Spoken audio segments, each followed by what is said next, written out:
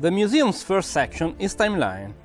This section tells the story of the company by tracing the history of its production plants, from the Portello, where the company was born in Milan, to Arese, Pomigliano d'Arco, and finally the Balocco test track.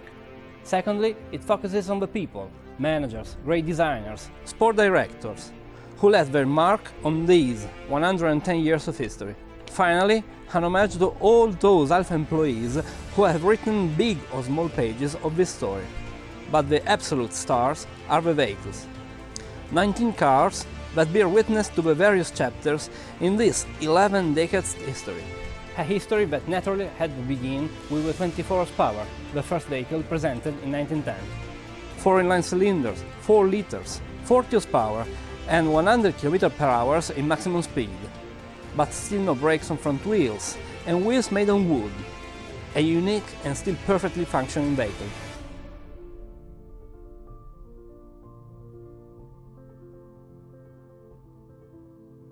After the success of the 24 HP, Alfa starts to make profit already in 1913.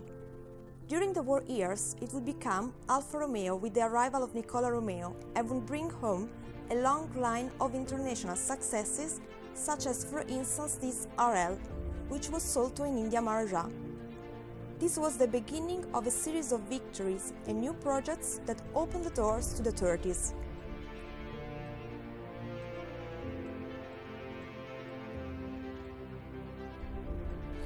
A period of great commercial success in the most important elegance contest, but also in the big races of that time.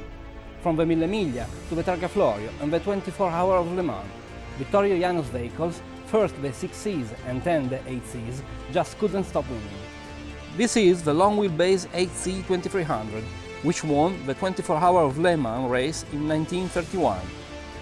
It's powered by one of the designer's masterpieces, an inline 8-cylinder twin cam with compressor, which was a true winner in the races, as well one of the most powerful and adaptable engines on the market.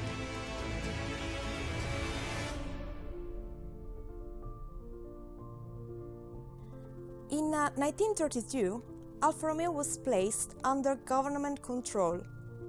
These were years of remarkable successes and remarkable cars, which led to the years of the Second World War, when Alfa Romeo focused particularly on the production of aircraft engines.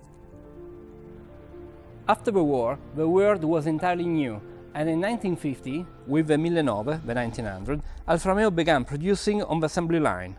A much smaller car with a 4-cylinder twin-cam engine and self-supporting body. 18,000 of them were built, more than Alfa Romeo's entire production in the previous 40 years. But the true turn of events came with the Giulietta, a woman's name, a fresh and innovative color range, and, above all, a huge commercial success, also thanks to its brilliant performances. Thus, Hitler's girlfriend was born. A success that was later repeated by its successor, the Giulia, presented in 1962. Designed by the wind was its slogan, because, for the first time, the bodywork had been studied according to aerodynamic principles, which made it extremely fast. But it would also be the first vehicle designed for safety. With its gradually deforming body that already complied with safety regulations that would be introduced 10 years later.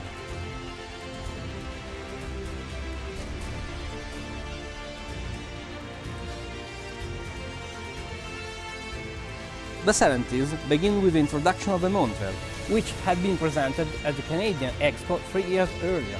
It was the ideal aspiration of modern man in terms of cars, and would represent a true turn of events in its design and colors. Then, the Alfa Sud plant was established in Pomigliano d'Arco, where the first compact car with front-wheel drive was built, and the project for the Alfetta saw the light, the sports sedan with a transaxle setup. The last evolution of the Alfetta was the 75, which got its name as a tribute to the 75th anniversary of Alfa Romeo. And then came the elegant sedan designed by Pininfarina, the 164, with front-wheel drive. This was a time of revolution for the style center, but also for the mechanics. The common rail turbo diesel engine made its debut, as well as the high double wishbone front suspension. Soon, the 156 would become an unbeatable vehicle on the road, where it collected 90,000 orders in the first 3 months, but also on the track, where in just 10 years it won 13 championships in the touring category, and paved the way for a new generation of Alfa, which is represented here at the museum by the concept car of the 8C Competizione.